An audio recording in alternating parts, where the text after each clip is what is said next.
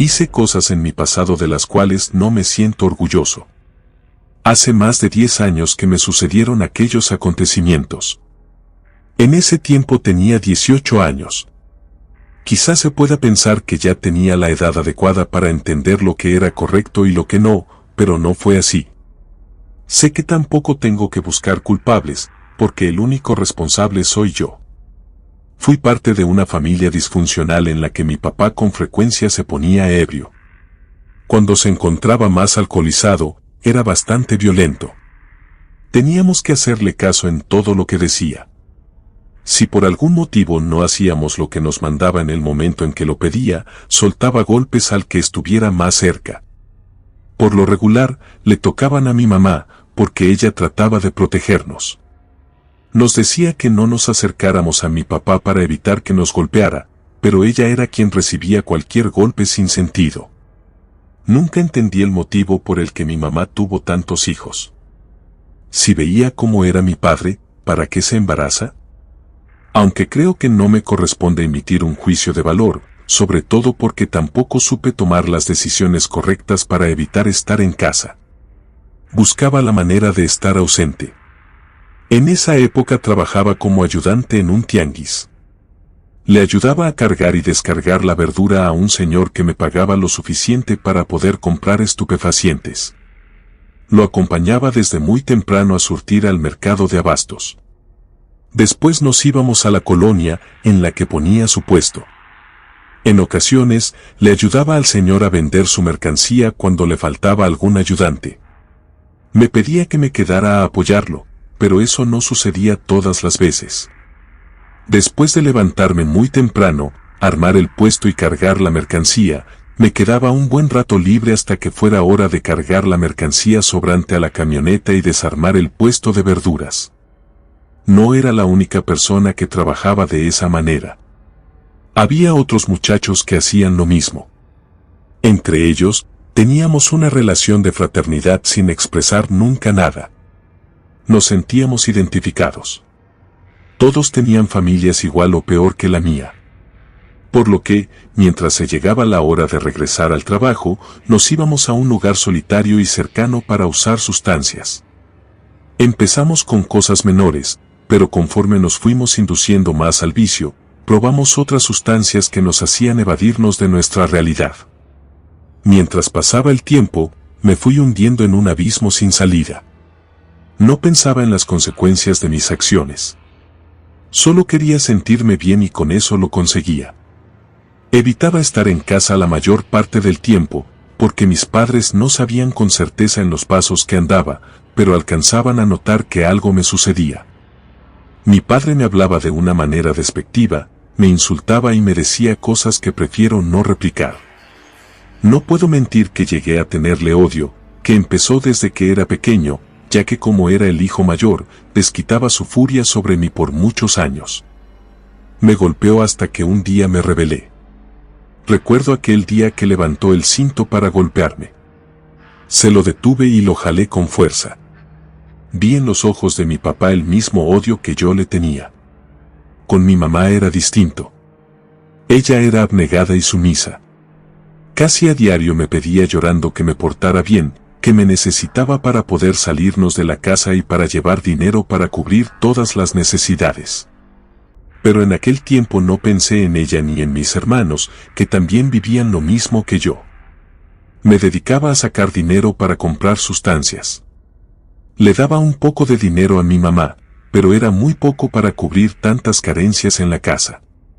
Con el grupo de amigos que tenía, hice más amistad con Arturo. Él vivía una situación muy similar a la mía, por lo que nos sentíamos cómodos platicando nuestros problemas. Había otro en la banda que era el que nos decía qué hacer, su nombre era Shua. A él le gustaba indagar cosas siniestras. Shua formaba parte de una congregación que le rendía culto a la Santa Muerte. Con cierta frecuencia nos invitaba para que formáramos parte de ese grupo, pero ni a Arturo ni a mí nos interesaba. Shua nos decía que, si le hacíamos ofrendas y peticiones a la Niña Blanca, ella nos daría todo lo que le pidiéramos, solo teníamos que serle fieles todo el tiempo. Yo solo lo escuchaba hablar sin prestarle atención. Cerca de la colonia en la que vivíamos, había un cementerio que tenía una característica particular: no se encontraba bardeado, es decir, no tenía ningún alambrado, cancel o barda que impidiera el acceso al panteón. Las tumbas se encontraban en un terreno libre al que se podía acceder a cualquier hora, incluso en la noche. El cementerio era más conocido como el Panteón de los Niños. Lo nombraban de esa forma porque la mayor parte de los restos humanos que se encontraban en ese lugar pertenecían a menores de edad. Se corría el rumor en las colonias vecinas, y en general en Chihuahua, que los niños iban a jugar por las noches, que se escuchaban risas de infantes y que, si te quedabas en un auto cerca del panteón, los cristales quedaban con huellas de manos pequeñas. En ese lugar era al que nos gustaba irnos a pasar el tiempo y tomar sustancias por la noche. No nos quedaba muy cerca de nuestras casas, pero era ideal porque comúnmente se encontraba solitario. Era tanto el silencio que había que incluso sentía paz y tranquilidad. Al principio, empezamos a ir por curiosidad y morbo, para ver si era cierto que los espíritus de los niños salían por la noche. Nos quedábamos hasta muy tarde. Le preguntaba a Arturo si él notaba algo, me respondía que no. Poníamos atención a cualquier movimiento o sonido que escucháramos, pero todo permanecía en absoluto silencio. Una vez nos dijo Shua que iba a hacer un ritual en el cementerio. La tierra del panteón era el instrumento ideal para cualquier conjuro.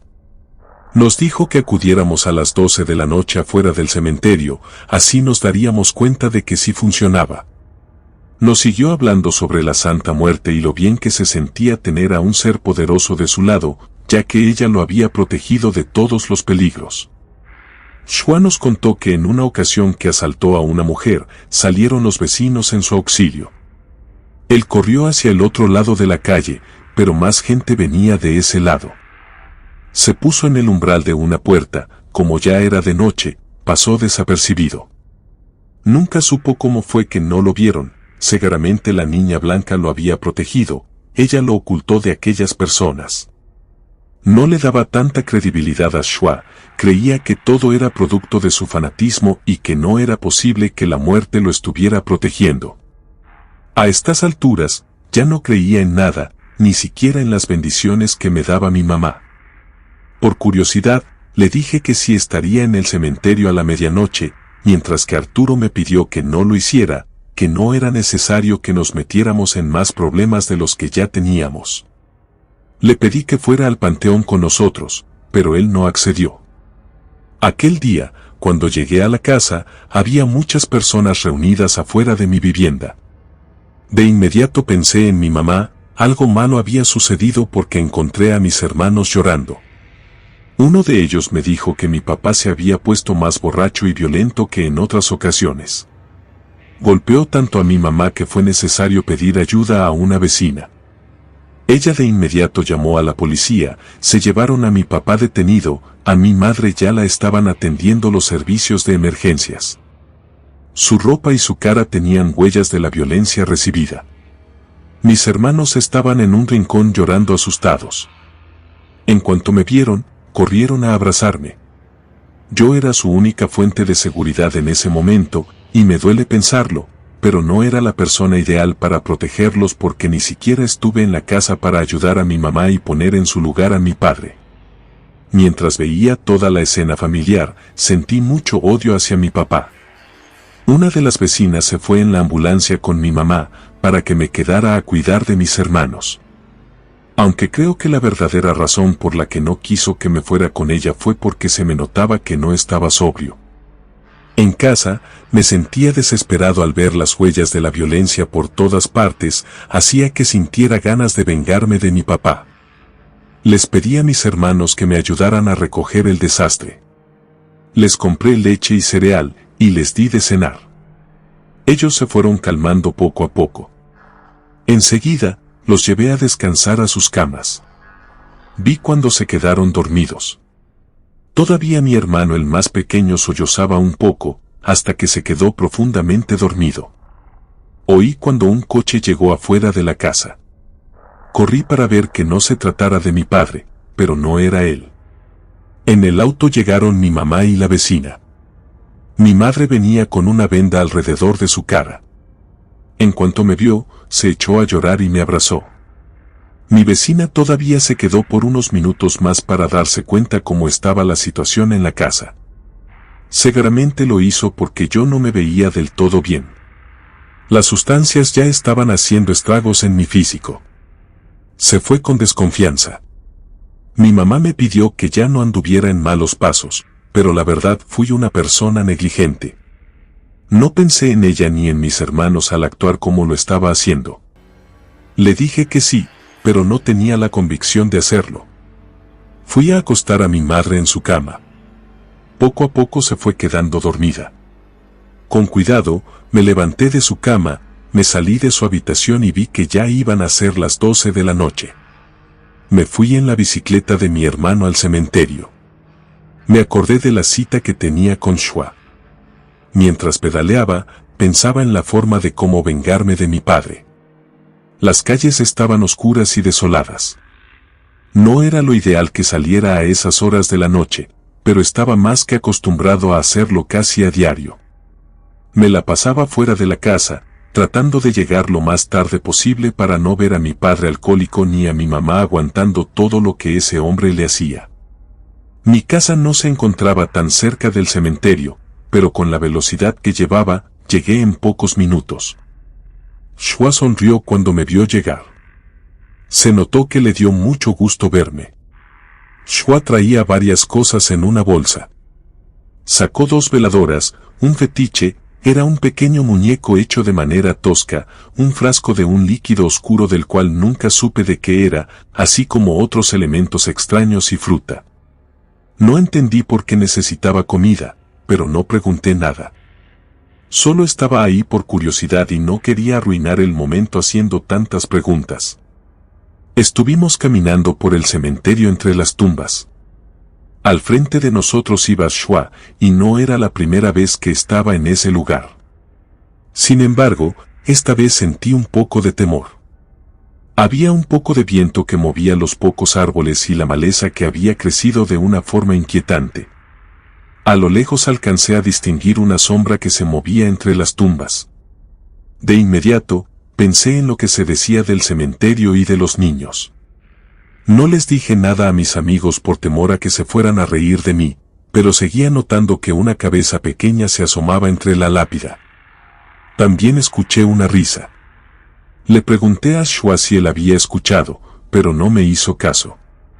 Él seguía buscando la tumba ideal hasta que llegó a ella. La tumba no tenía una lápida, solo un montón de tierra y una cruz hecha de madera en la que decía el nombre de José Luis, que nació en el año de 1912 y había fallecido cuando tenía 10 años. Ya no comenté nada a mis amigos, me limité a ver lo que hacía.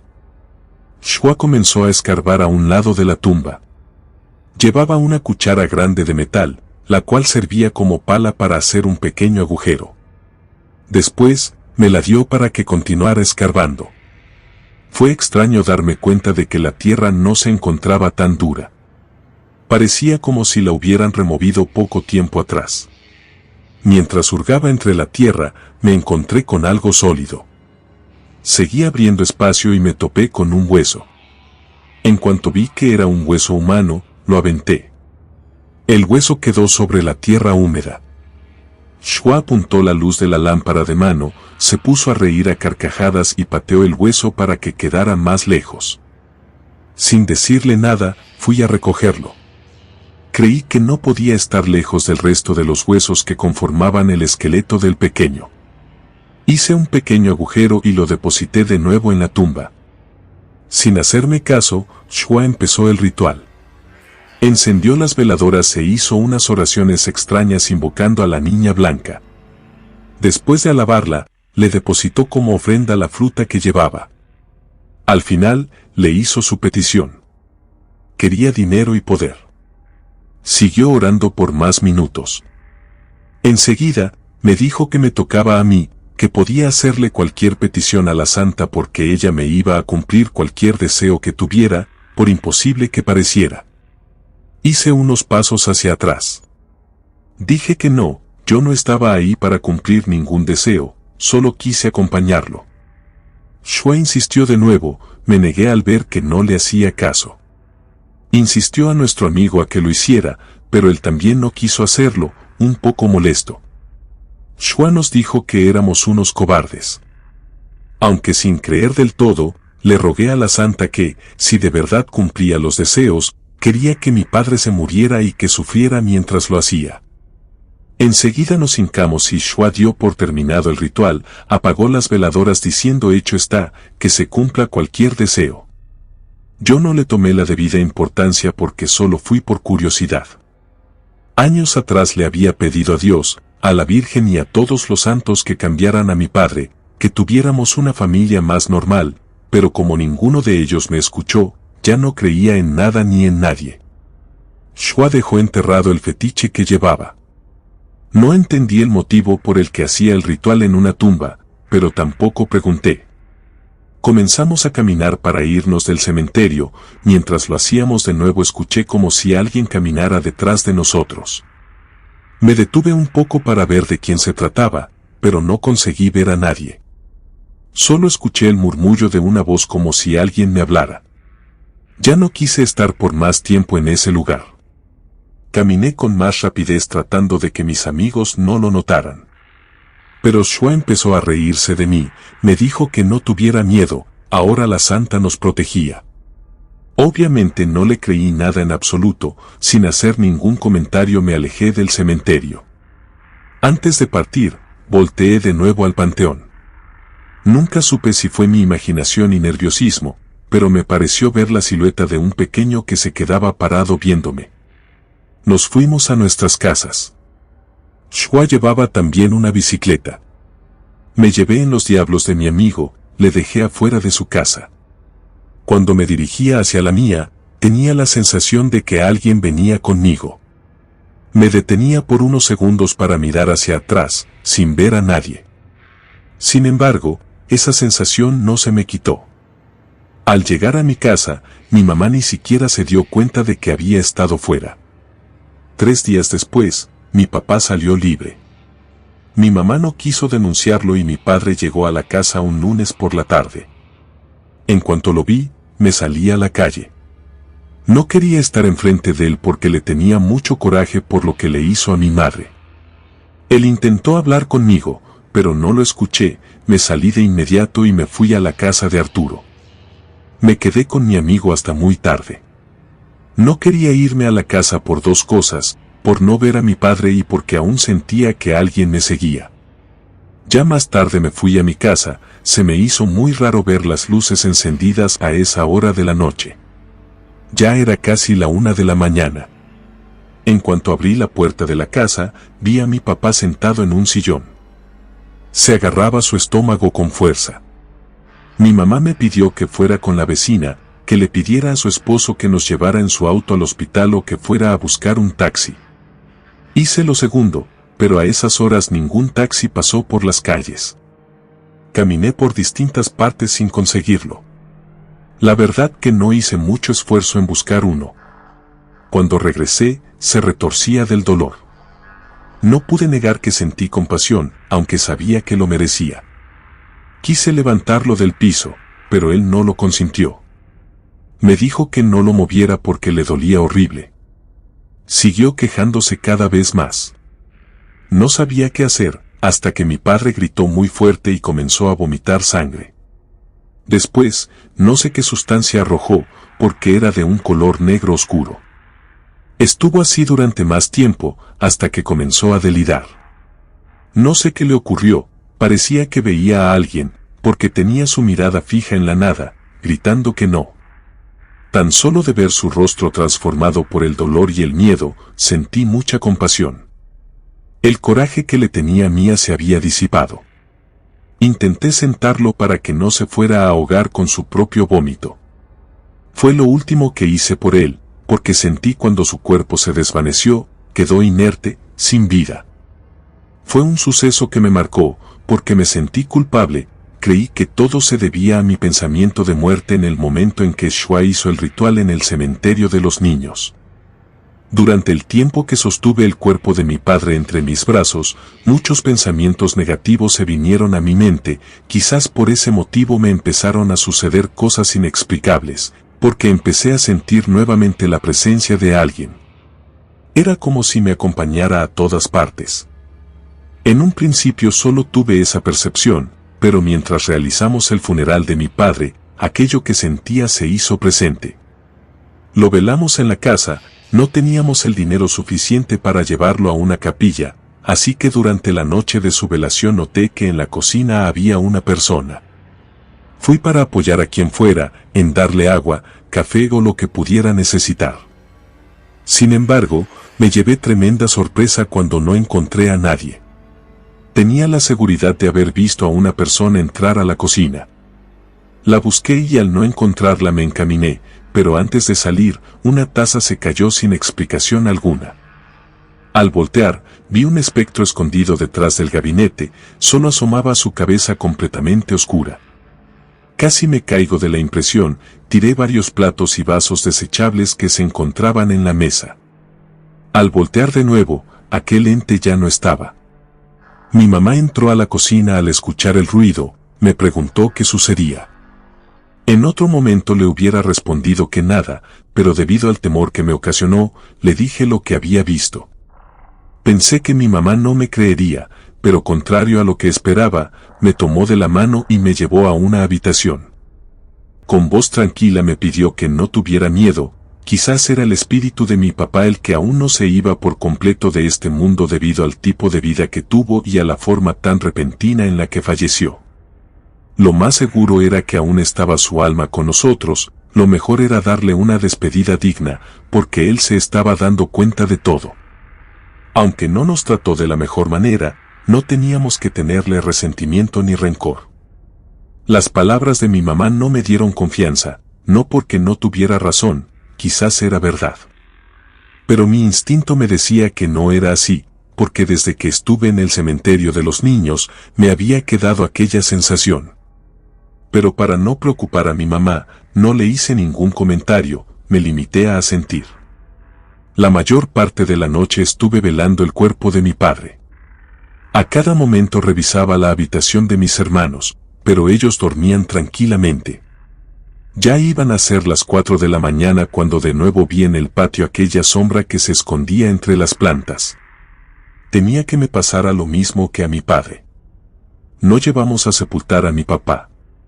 Mi mamá decidió incinerarlo, como no tenía dinero para comprar un nicho, nos quedamos con la urna que contenía sus cenizas en la casa, mientras era posible llevarlo a un lugar especial. Mi amigo Arturo me estuvo acompañando todo el tiempo, también el resto de mis amigos estuvieron conmigo, a excepción de Shua. En cuanto me fue posible, fui a verlo. Él estaba sonriente. Cuando le conté lo que me había sucedido, se puso a aplaudir como loco. No entendí su conducta irreverente. Cuando se tranquilizó, me dijo que había surtido efecto el ritual, mi deseo se había concedido. Ahora tenía que pagarle a la niña blanca, porque ella no daba un favor de manera gratuita. Tenía que hacerle un altar y ponerle ofrendas con frecuencia, porque si no, ella no me iba a dejar en paz hasta que se cobrara el favor conmigo o con el alma de un ser querido. Me contuve de darle golpes a Shua porque sabía de lo que era capaz. Me alejé de su lado con la idea de no volver a buscarlo. Durante varios días no hice lo que Shua me dijo, pero cada día aquel ente se hacía presente con más frecuencia. Aparecía por las noches entre la oscuridad, se manifestaba de distintas formas, con su presencia, con algún murmullo o dejando algunos objetos caer. Toleré y aguanté hasta que pude. Pero cuando uno de mis hermanos despertó gritando, mi madre y yo corrimos para ver qué le sucedía. Mi hermano, llorando, nos dijo que había visto a un ser oscuro que lo miraba durmiendo. Ya tenía varios días que tenía pesadillas con ese monstruo, pero ahora lo había visto. Se puso a llorar desconsoladamente, mientras mi madre lo abrazó. Se me quedó mirando para ver lo que le decía. ¿Y cómo resolverías el problema? En el fondo, creo que mi mamá presentía que yo tenía la respuesta, pero no me preguntó nada. En cuanto amaneció, fui a comprar una figura pequeña de la Santa Muerte, sus veladoras, así como fruta y dulces. La puse dentro de mi armario para que no la vieran mi mamá y mis hermanos. No era precisamente que creyera en ella, que le tuviera fe o le quisiera pedir un favor. Más bien, comencé a temer que le fuera a hacer daño a otro de mis familiares. Cuando puse el altar con las ofrendas, las manifestaciones terminaron. Al parecer, la Santa Muerte se quedó contenta. Sin embargo, en ocasiones esporádicas me doy cuenta de su presencia, porque veo una sombra que se esconde entre la oscuridad. Pero mientras mantenga su altar digno, de nuevo desaparece. Era como si intentara manifestarse para que me dé cuenta de que sigue presente. No sé cómo ni hasta cuánto tiempo tenga que hacerlo. Ya no quise preguntarle a Shua. A partir de que me pasó la muerte de mi padre, ya no volví a juntarme con mis amigos de siempre, sobre todo me alejé de Shua. Con Arturo aún mantengo una relación amistosa, un poco alejada, porque él siguió juntándose con las mismas personas, en cambio, me metí a trabajar de lleno en los tianguis y dejé por completo los estupefacientes. Ahora ya tengo mi propio puesto. No es tanto el ingreso que obtengo, pero sí lo suficiente para apoyar en los gastos de mi familia. No sé con exactitud lo que realmente sucedió aquella noche en la que estuve presente en el ritual de Shua en el cementerio de los niños. Tampoco pude saber si mi padre murió de muerte natural o fui el causante de ella. Lo único bueno de todo fue que el deceso de mi papá sirvió para que cambiara nuestras vidas por completo. Comunidad de Relatos de Terror, quiero enviarles un gran saludo y agradecerles por todo el apoyo que le han brindado a este proyecto. Ya somos más de 18,000 suscriptores y nuestra próxima meta es llegar a los 20,000, gracias por todo su apoyo. Si te gustó este relato, suscríbete activando la campanita de notificaciones, de esta manera estarías apoyando nuestro proyecto. Gracias por escucharnos. Relato escrito y adaptado por Adriana Cuevas.